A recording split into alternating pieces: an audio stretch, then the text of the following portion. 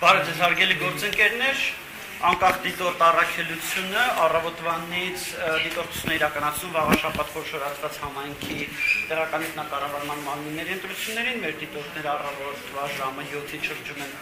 ընտրական տեղամասերով, այս պայդրությամբ այցելել են շուրջ 40 ընտրական տեղամաս, հիմնական խնդիրները, որոնք որ արձանագրվել են, հետևյալն են ընթացակարգային 3, վիճաբանության դեպք 2, ուրեմն ընտրողների կազմակերպված տեղաշարժ 3, ուրեմն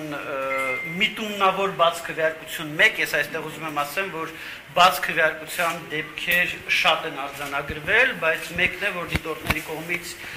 գնահատվել է որպես միտումնավոր բաց, ոնց որ ինչ-որ մեկին ինչ-որ բան ցույց տալու համար եւ ոչ թե օրինակ կարգին չտիրապետելու կամ քվեարկցիկի հերթը շրջանցելու նպատակով։ Գտնվելու իրավունք չունեցող անձի կողմից տեղամասում գտնվելու մեկ դեպք սպառնալիքի, մեկ դեպք անգործության ընտրական հանձնաժողովի ղեկավարի, մեկ դեպք Գրանց Համատյանի էական թերություններով լրացման 4 դեպք եւ քվեարկության կտրոնի պայմանական ասենք ժամանակավոր հափշտակության, որտեղ հետո ընտրող վերադարձվեց մեկ դեպք, դա մենք քննարկում ենք արդյոք հանցագործության պարունակումա թե չէ, որոշվեց, որ չենք գնահատում, որ հանցագործություն կար այդտեղ։ Ուրեմն ասեմ, որ երեկվա եւ այսօրվա մասով, ինչպես գիտեք, կա ընտրական օրենսգրքով սահմանված քարոզչության արգելքի կանոնակարգումներ եւ մենք հայտնաբերել ենք կարգի ակնհայտ խախտումներ, մասնավորապես Facebook սոցիալական ցանցում վճարվող գովազդ, որը շարունակում է, այսինքն վճարվող գովազդի համար տրված ժամանակահատվածը ներառել է նաեւ այս արգելված լրության եւ քվեարկության օրը։ Ուղղակի այդպեսի դեպք, որ արվում է հենց կուսակցության Facebook-յան էջի կողմից նկատել ենք Հանրապետություն կուսակցության մասով 7 դեպք եւ անուղակի կամ աֆիլացված ուրեմն էջերի կողմից նկատել ենք քարոզչություն ուրեմն հայրենի քաղաքացիական պայմանագիր կուսակցությունների եւ հաղթանակ դաշինքի մասով ասեմ, որ մասնակցության մասով, ինչպես երևի բոլորը նկատել եք, մասնակցությունը առավոտվա ժամերին եղել է ուղի 2 անգամ ավելի բարձր, քան 2021 թվականի համանման ընտրություններում, բայց մեզ առավել հետաքրքիր են 3 գյուղերը, որտեղ պետք է հասկանալ, թե որ երևույթների արդյունքում է մասնակցությունը եղել ավելի քան 5 անգամ բարձր, դա Արշալույս, Հայթաղ եւ Ծաղկալանչ գյուղերն են, որտեղ հնգակի բարձր է եւ պետք է հասկանալ ինչի արդյունքում է ընտրողների այդպիսի ակտիվություն, արդյոք դա ընտրողների բնական պահվածք է, թե առկա ընտրողների վրա ապօրինի ինչ-որ միջամտություններ։ Ասեմ, որ մենք նաեւ արձանագրել ենք երեկվանից գիշերվանից սկսած խախտումների կեղծ ահազանգեր, այսինքն ահազանգեր երևույթների մասին, որոնք ներկայացում են որպես խախտում, բայց այդպիսի չեն հանդիսանում գործող օրենսդրության մասով։ Առաջինը դա քվեաթերթիկների, այսպես կոչված տրցակները սեղաններին շարած լինելը կամ քվեաթերթիկները ուրեմն ոչ չհրկիզվող պարանից դուրս պահելը։ Ասեմ, որ այս կարգավորումը վաղուց փոխվել է, քանի որ 17 թվականից արդեն 16 թվականից քվեաթերթիկները արդեն հատուկ հաշվառման փաստաթուղթ չեն, այն ժամանակ դա կենտրոնական ընտրական հանձնաժողովի պարզաբանմամբ, իսկ 22 թվականից արդեն օրենքի մակարդակով ամրագրված է, որ քվեաթերթիկները չհրկիզվող պարանից դուրս են պահում եւ սա խախտում չէ։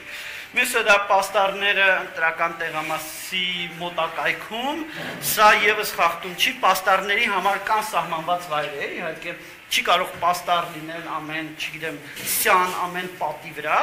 բայց եթե դա սահմանված վայր է պաստառի համար, էական չի, թե սահմանված վայրը ընտրական տեղամասից ինչ հեռավորության վրա է։ Հաջորդը դա ընտրական շտաբ տեղամասի մոտակայքում, սա եւս խախտում չի, քանի դեռ շտաբը կոնկրետ ազանգով դեպքով մենք նայեցինք, քանի դեռ շտաբը եւ ընտրական տեղամասը նույն շինության մեջ չեն։ Այսինքն օրենսդիրը չի սահմանում, որ դրանք պետք է լինեն X հեռավորության վրա, սահմանում որ նույն շինության մեջ չպետք է լինեն։ Եվ նաեւ եղել է ինչ-որ ահազանգ մի քիչ տարօրինակ շրջիկ քվեարկության բացակայության հետ կապված մի քիչ տարօրինակ, որտեվ շրջիկ քվեարկության ինստիտուտ Հայաստանում չկա եւ ճիշտ ասած ես կարծում եմ, որ լավ է, որ չկա։ Ես ասեմ, որ նախընտրական քարոզչության ընթացքում մենք իրականացրել ենք երկարաժամկետ դիտորդություն 4 դիտորդների կազմով, որոնք որ զրուցել են մասնակից 7 ուժերի հետ, 8-ից 7 ուժերի, այսինքն մասնակից 8 ուժերից 7-ի հետ զրուցել են, իրականացրել են տասնյակից ավել հարցումներ, գրություններ, դիտարկել ենք 35 հավաքներ, արձանագրել ենք 53 խախտում, որոնցից 45-ը պաստառների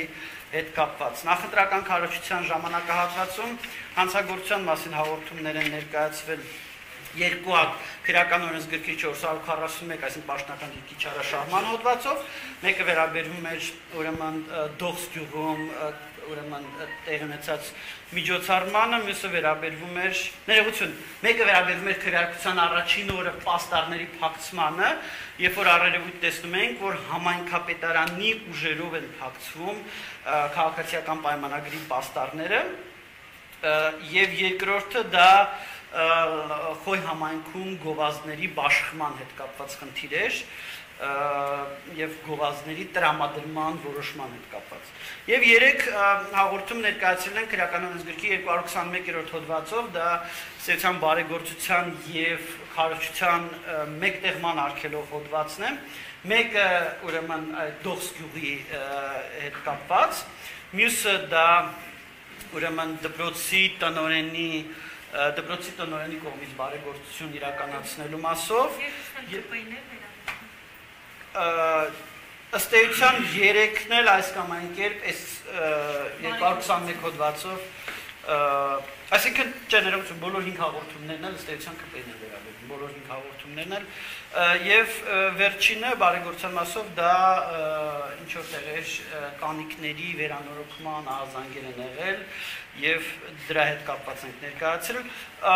ցավոք պետք է ասեմ որ ոչ բոլոր հաղորդումներով այս պահին կան հարուցված քրեական վարույթներ կա հաղորդում որը արդեն ստեյցիան 3 շաբաթ է ինչ սպասում ենք վարույթի քրեական վարույթին ասեմ որ նաեւ խնդրահարույց քվեարկության օրվա ընթացքում խնդրահարույց որպես երևույթ նկատել ենք դիտորդական առաքելություններից մեկի կողմից բաց քվեարկությունների դեպքերի այնպիսի նկարահանում, որը բացահայտում է ընտրողի կամ արտահայտությունը։ Ինչի մասին է խոսքը։ Այո, ինչի մասին է խոսքը, ընտրողը քվեախցիկում չի քվեարկում, ինչը իհարկե խախտում է եւ իհարկե վատ է, բայց դիտորդը դա ոչ թե այնպես է նկարում, որ զուտ փաստ երևա, այլ դիտորդին նկարածի մեջ երևում է թե ընտրողը ում է քվեարկում։ Եվ դա խնդրահարույցան մեր համոզմունքն այն է, որ դիտորդը իհարկե պետք է նկարի եւ արձանագրի խախտման փաստը, բայց ոչ այնպես, որ երևա թե ընտրողը կադրում երևա թե ընտրողը ում է քվեարկում։ Ինչպես այդ դեպքի հետ կապված շուտ քանակական տվյալություն, բայց մի քանի հատ կան, որում այդպիսիք նաև հրապարակված դեպքեր կան, հայակվի առաքելության միջում, որ նայեք, այնտեղ հրապարակված դեպքեր կան։ Ասեմ, որ քան դեռ խոսքը գնաց դիտորդական առաքելությունից, մենք, ինչպես նաև մեր գործընկեր ականատես առաքելությունը նկատել էինք որոշ դիտորդական առաքելությունների կողմից ընտրական օրենսգրքով սահմանված անաչառության եւ անկողմնակալության ճիշտ խախտման դեպքեր եւ ներկայացրել էինք դյուններ կենտրոնական դրական հանձնաժողով ականատեսը ներկայացրել էր հայակվեի հետ կապված, մենք ներկայացրել էինք հայակվեի պարլամենտարիզմի զարգացման միջազգային կենտրոնի եւ իրավունքի զարգացման Թաթոյան հիմնադրամի, եթե անվանումը ճիշտ հիշեցի հիմնադրամի, կարող է հիմա մի քիչ սխալում, այդ Թաթոյան, Արման Թաթոյանի ղեկավարած հիմնադրամի հետ կապված եւ մենք հավատացած ենք, որ հայակվեի եւ Թաթոյան հիմնադրամի դեպքում խախտումները այնպիսին են, որ պետք է հավատարմագրումը ուժը կորցրած ճանաչվի, իսկ իրավունքի զարգացման միջազգային կենտրոնի մասով 3 դիտորդների մասով էր խախտում եւ այդ դիտորդները պետք է ըստ էության դիտորդների ցուցակից հանվեն 3 այդ հարցը քննարկվում էր կենտրոնական դրական հանձնաժողովում, եղել է այդ հանձնաժողովի պատմության մեջ թերևս ամենաերկար նիստը, որը տևել է 10 ժամ եւ 20 րոպե, եւ վերջապես գիշերվա ժամը 3-ից կենտրոնական դրական հանձնաժողովը որոշում կայացրեց, որ իրենք թեև փաստացի արձանագրեցին խախտումները, արձանագրեցին խնդիրները, արձանագրեցին խնդրահարույց պահվածքը, բայց ֆորմալ առումով հանձնաժողովը սահմանափակվեց